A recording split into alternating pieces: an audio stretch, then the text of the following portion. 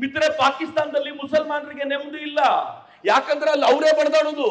ಯಾವ ಮುಸಲ್ಮಾನರು ಬಾಂಗ್ಲಾದೇಶದಲ್ಲಿ ಇಲ್ಲಿರೋ ಪ್ರತಿಯೊಬ್ಬ ಹಿಂದೂವು ನೆನಪಿಸ್ಕೊಳ್ಬೇಕು, ಇವತ್ತು ಬಾಂಗ್ಲಾದೇಶದಲ್ಲಿದ್ದ ಹಿಂದುವಿಗೆ ಯಾವ ಪರಿಯ ಅನ್ಯಾಯ ಅತ್ಯಾಚಾರವನ್ನು ಮಾಡಿ ಅವರ ನಡು ರಸ್ತೆಯಲ್ಲಿ ನೇಣಿಗೆ ಹಾಕಲಾಗಿದೆ.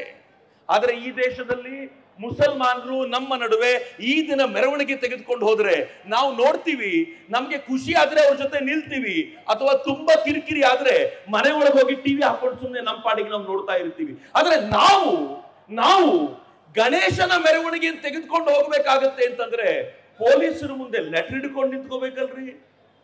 ನಾವು ಗಣೇಶನ ಮೆರವಣಿಗೆ ತೆಗೆದುಕೊಂಡು ಹೋಗ್ಬೇಕಾಗುತ್ತೆ ಅಂತಂದ್ರೆ BBMP ಅವ್ರ ಪರ್ಮಿಷನ್ ಕೊಡಬೇಕು. ನೀವು ಮಜಾ ಕೇಳಿ, ನೀವು ಗಣೇಶನ ಮೆರವಣಿಗೆ ಹೋಗ್ಬೇಕು ಅಂತ BBMP ಹತ್ರ ಹೋಗಿ ಅವ್ರು ಹೇಳ್ತಾರೆ ಪೊಲೀಸರು ಕೊಟ್ರೆ ಕೊಡ್ತೀವಿ ಅಂತ. ಪೊಲೀಸರನ್ನ ಕೇಳಿ BBMP ಅವ್ರ ಹತ್ರ ತಗೊಳ್ಳಿ, ನಿಮ್ಗೆ ಸಿಗುತ್ತೆ ಅಂತಾರೆ. BBMP ಅವ್ರ ಹತ್ರ ಕೇಳಿ, ನೀವು ಎಲೆಕ್ಟ್ರಿಕಲ್ KEB ಅವ್ರ ಹತ್ರ ಹೋಗಿ ಅವ್ರ ಪರ್ಮಿಷನ್ ಕೊಟ್ರೆ ಕೊಡ್ತೀವಿ. ಪರ್ಮಿಷನ್ಗೋಸ್ಕರ ಅಲೆದಾಡಿ ಗಣೇಶನನ್ನ ಕೂರಿಸಿ ಅವನದೊಂದು ಉತ್ಸವ ಮಾಡೋ ವೇಳೆಗೆ ಎಲ್ಲರೂ ಪ್ರಾಣ ಬಿದ್ದೋಗಿರುತ್ತೆ. ಅಷ್ಟಾದ್ರೂ ಈ ನೆಲದಲ್ಲಿ ಪ್ರತಿಯೊಬ್ಬರೂ ಕೂಡ ಗಣೇಶನ ಉತ್ಸವ ಮಾಡ್ಲಿಕ್ಕೆ ಹಾತೊರಿತಾರಲ್ಲ, ಆ ಎಲ್ಲ ಸವಿತೆಗಳಿಗೂ ನಾನು ಹಣೆ ಹಚ್ಚಿ ನಮಸ್ಕಾರ ಮಾಡ್ತೀನಿ. ಯಾಕೆ ಅಂದ್ರೆ ಸಾಹಸ ಮಾಡ್ತಾರೆ. ಮಿತ್ರ, ಆ ಸಾಹಸದ ಕಾರಣಕ್ಕೋಸ್ಕರ ಇವತ್ತು ನಾವೆಲ್ಲ ಸೇರ್ಲಿಕ್ಕೆ ಸಾಧ್ಯ ಆಗಿದೆ. ನಾವೆಲ್ಲರೂ ಸೇರೋದು ಆವಾಗಲೇ.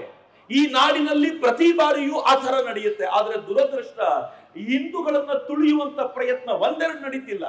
ಇದೇ ಕರ್ನಾಟಕದಲ್ಲಿ, ಇದೇ ಬೆಂಗಳೂರಿನಲ್ಲಿ ನಿಮ್ಗೆ ಗೊತ್ತಿರಬೇಕು, ಅನೇಕ ಪೊಲೀಸರು ಇಲ್ಲಿದ್ದಾರೆ. ನಂಗೆ ಆ ಪೊಲೀಸರ ಮೇಲೆ ಗೌರವ ಇದೆ. ಅವ್ರೇನ್ ಮಾಡ್ತಾರೆ ಪಾಪ, ಅವ್ರಿಗೆ ಏನ್ ಆರ್ಡರ್ ಬಂದಿರುತ್ತೋ ಅದನ್ನ ಫಾಲೋ ಮಾಡಬೇಕಷ್ಟೇ. ಆದ್ರೆ ಗೊತ್ತಿರ್ಲಿ, ಇದೇ ಪೊಲೀಸ್ ಸ್ಟೇಷನ್ಗೆ DJ ಹಳ್ಳಿ ಮತ್ತು KJ ಹಳ್ಳಿಯಲ್ಲಿ ಬೆಂಕಿ ಹಚ್ಚಿದ್ರು ಉಗ್ರರು.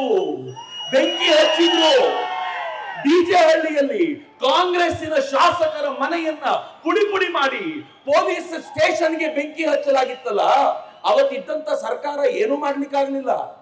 ಅದಾದ ನಂತರ ಕೆಲವರನ್ನು ಹಿಡಿದು ಪರಪ್ಪನ ಅಗ್ರಹಾರ ಕಳಿಸಿದ್ರೆ ಮುಂದೆ ಒಂದು ಹೊಸ ಸರ್ಕಾರ ಬರುತ್ತೆ. ಅದರ ಗೃಹ ಸಚಿವರು ಪರಪ್ಪನ ಅಗ್ರಹಾರದ ಮುಖ್ಯಸ್ಥರಿಗೆ ಪತ್ರ ಬರದೇ ಇರ್ತಾರೆ.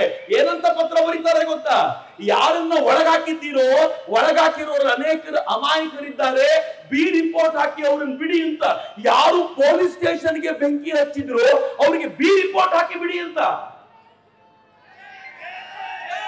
ಮಿತ್ರರೇ, ಹಿಂದೂ ರಾಷ್ಟ್ರವಾಗಿರೋದ್ರಿಂದ ನಾನಿಲ್ಲಿರುವ ಎಲ್ಲ ಪೊಲೀಸರಿಗೂ ಒಂದು ಕಿವಿ ಮಾತು ಹೇಳಲಿಕ್ಕೆ ಇಚ್ಛೆ ಪಡ್ತೀನಿ. ಇದು ನಾವು ಹಿಂದೂಗಳಾಗಿರೋದ್ರಿಂದ ನಿಮ್ಮ ಮೇಲೆ ರೆಸ್ಪೆಕ್ಟ್ ನಿಂದ ನೀವು ಹೇಳಿರೋ ಎಲ್ಲ ರೂಲನ್ನು ಫಾಲೋ ಮಾಡಿದ್ದೀವಿ. ನೀವು ನಮಗೆ ಹೇಳಿದ್ರಿ DJ ಬೇಡ ಅಂತ, DJ ಹಾಕ್ಲಿಲ್ಲ ರೀ. ನಾವು DJ ಹಾಕೊಳ್ಳಲ್ಲ, DJ ಹಾಕದೆ ಹೋಗ್ತೀವಿ.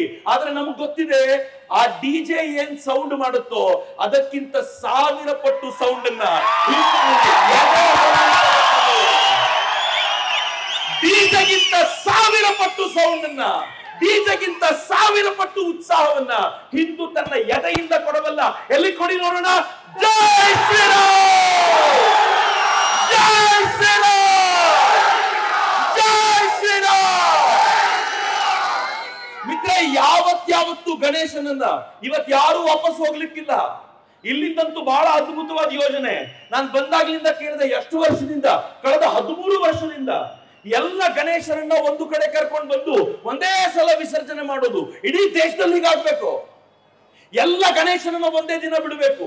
ಹಿಂದೂಗಳು ಅಂದ್ರೆ ಜಾತಿಯಲ್ಲಿ ವಿಭಜನೆಯಾಗಿದ್ದಾರೆ ಅಂತ ಊರು ತುಂಬಾ ಹೇಳ್ಕೊಂಡು ತಿರುಗಾಡ್ತಾರೆ.